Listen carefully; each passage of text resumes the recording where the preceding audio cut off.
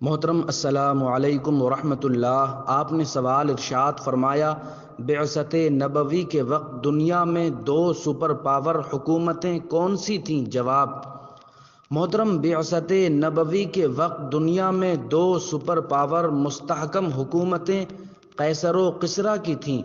دوسرے سلاطین انہی حکومتوں کے تابع فرمان تھے، جس کی مختصر وضاحت حاضر ہے۔ روم یعنی رومن امپائر کی حکومت اپنی سطوت و جبروت اور طاقت و عظمت کے لحاظ سے دنیا کی ایک بڑی عظیم طاقت اور پرشوکت حکومت تھی۔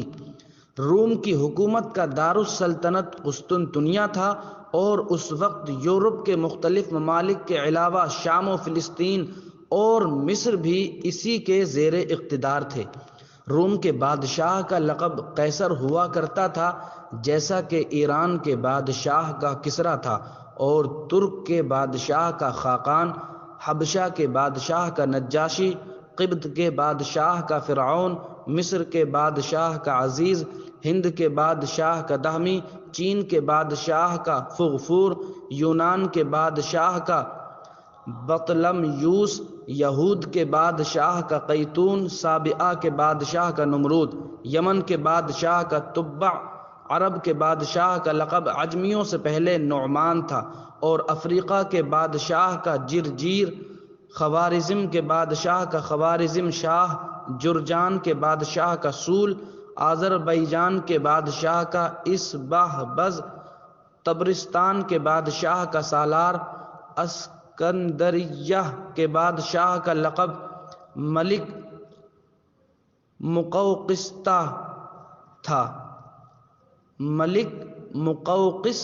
تھا۔ سمجھ آ رہی بات؟ ایسا ہی آپ عمدۃ القاری میں ملاحظہ فرما سکتے ہیں۔ محترم، حضور علیہ السلام کی بعثت کے زمانے میں روم کا جو قیصر تھا اور جس کو آپ صلی اللہ تعالیٰ علیہ وسلم نے یہ گرامی نامہ بھیجا تھا، اس کا نام ہرقل یعنی ہرلیوس تھا۔ یہ ہرقل جس طرح اپنی شان و شوکت میں ممتاز سمجھا جاتا تھا، اسی طرح مذہبی علوم یعنی تورات و انجیل کا بھی زبردست جاننے والا تھا، اور جو صحابی رسول صلی اللہ تعالیٰ علیہ وسلم اس کی طرف خط لے کر گئے تھے، ان کا نام حضرت دحیہ کلبی رضی اللہ تعالیٰ عنہ ہے۔ ان کی سب سے بڑی شان، امتیازی شان یہ تھی کہ حضرت جبریل علیہ السلام اکثر انہی کی صورت میں اترتے تھے، اور ان کو حکم ہوا کہ بصرہ کے حاکم کے پاس لے کر جاؤ، وہ قیصر کے پاس پہنچا دیں گے۔ اصل میں بصرہ شام کے ایک شہر کا نام تھا، جو ایک بڑا متمدن اور تجارتی مرکز تھا۔ حضور علیہ السلام نے اپنی ابتدائی زندگی میں جو دو تجارتی سفر فرمائے تھے، اس میں ایک سفر میں آپ علیہ السلام بصرہ بھی تشریف لے گئے تھے۔ حضرت دحیہ کلبی کا سفر، جو سفارت معاملات پر مامور ہو کر قیصر کے نام حضور علیہ السلام کا مکتوب گرامی لے کر گئے تھے، تو آپ کا تشریف لے جانا سن 6 ہجری یا 7 ہجری کے شروع کا واقعہ ہے۔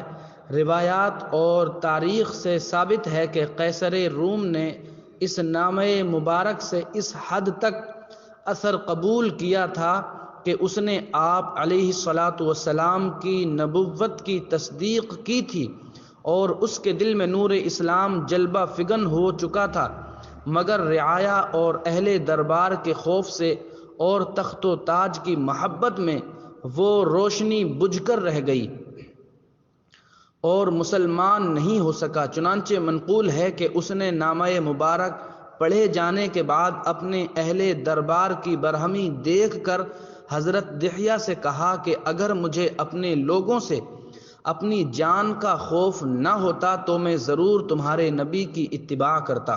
وہ محمد صلی اللہ علیہ وسلم بلا شبہ وہی نبی ہیں جن کے ہم منتظر تھے۔ ابن ملک کہتے ہیں کہ اس حدیث سے یہ معلوم ہوا کہ خط لکھنے کا یہ بہترین طریقہ ہے کہ تحریر کی ابتدا میں بسم اللہ سے ہو۔ تحریر کی ابتدا بسم اللہ سے ہو اور خط لکھنے والے کا نام بھی پہلے لکھا جائے۔ ملا علی قاری کہتے ہیں یہ بات حدیث ہی سے ثابت نہیں بلکہ قرآن کی اس آیت انہو من سلیمان و انہو بسم اللہ الرحمن الرحیم سے بھی مفہوم ہوتی ہے۔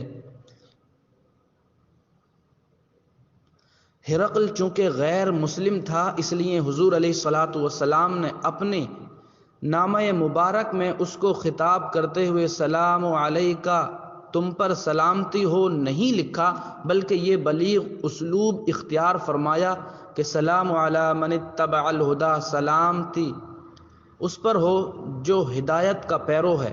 اس میں ایک نقطے کی طرف بھی اشارہ ہے۔ محترم، رہا ایران تو ایران کا پرانا نام فارس ہے، یہ بھی قدیم ترین شہنشاہیت کا گہوارہ تھا اور ایشیا کی ایک عظیم الشان سلطنت تھی۔ اس وقت اس کی حدود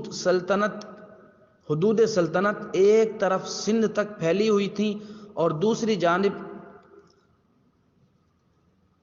عراق اور عرب کے اکثر حصے یمن، بحرین، عمان بھی فارس ہی کے زیر اقتدار تھے۔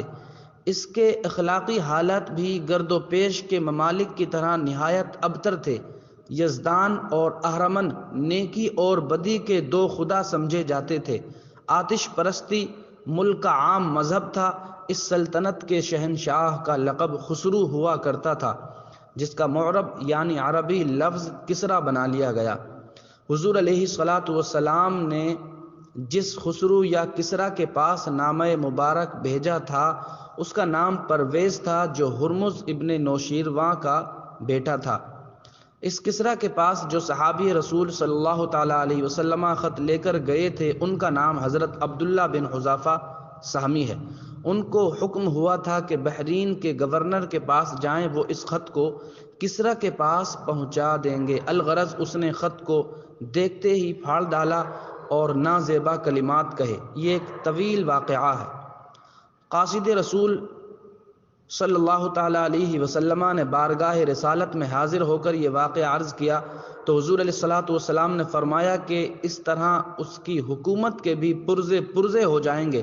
چنانچہ نامہ مبارکہ کے ساتھ خسرو پرویز کے اس رویے پر سرکار دو عالم صلی اللہ تعالیٰ علیہ وسلم کی خلاف دعا کا یہ نتیجہ نکلا کہ کچھ ہی عرصے بعد طبری کی روایت کے مطابق 629 عیسوی کی شب میں پرویز کو اسی کے بیٹے شیرویہ نے قتل کر دیا اور پھر 6 مہینے کے بعد ہی اس کا بیٹا شیرویہ بھی مر گیا، اور اس طرح اس کی حکومت و سلطنت پر ہمیشہ کے لیے ایسا وبال پڑا، ایسی لعنت نازل ہوئی کہ تھوڑی ہی مدت کے بعد ہزاروں برس کی اس عظیم الشان سلطنت کے پرزے اڑ گئے۔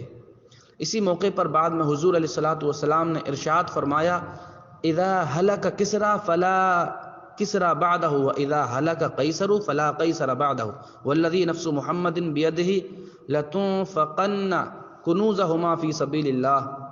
بخاری شریف میں یہ حدیث موجود ہے۔ فرمایا جب کسریٰ ہلاک ہوگا تو اس کے بعد کوئی کسریٰ نہ ہوگا، اور جب قیصر ہلاک ہوگا تو اس کے بعد کوئی قیصر نہ ہوگا، اور اس ذات کی قسم جس کے قبضہ قدرت میں محمد کی جان ہے، ضرور ان دونوں کے خزانے اللہ تعالیٰ کی راہ میں مسلمانوں کے ہاتھوں سے خرچ کیے جائیں گے۔ یعنی اپنے صحابہ اکرام کو مخاطب کر کے فرمایا تم ضرور خرچ کرو گے، اور دنیا نے دیکھا یہ خزانے خرچ بھی کیے گئے۔ دنیا کا ہر مؤرخ اس حقیقت کا گواہ ہے کہ حضرت امیر المؤمنین فاروق اعظم رضی اللہ تعالیٰ عنہ کے دور خلافت میں قیصر اور کسریٰ کی تباہی کے بعد نہ پھر کسی نے سلطنت فارس کا تاج خسروی دیکھا، نہ رومی سلطنت کا روئے زمین پر کہیں وجود نظر آیا۔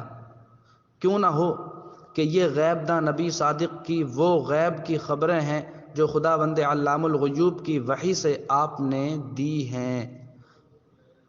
امید ہے بات آپ کی سمجھ آ گئی ہوگی، باقی واللہ تعالیٰ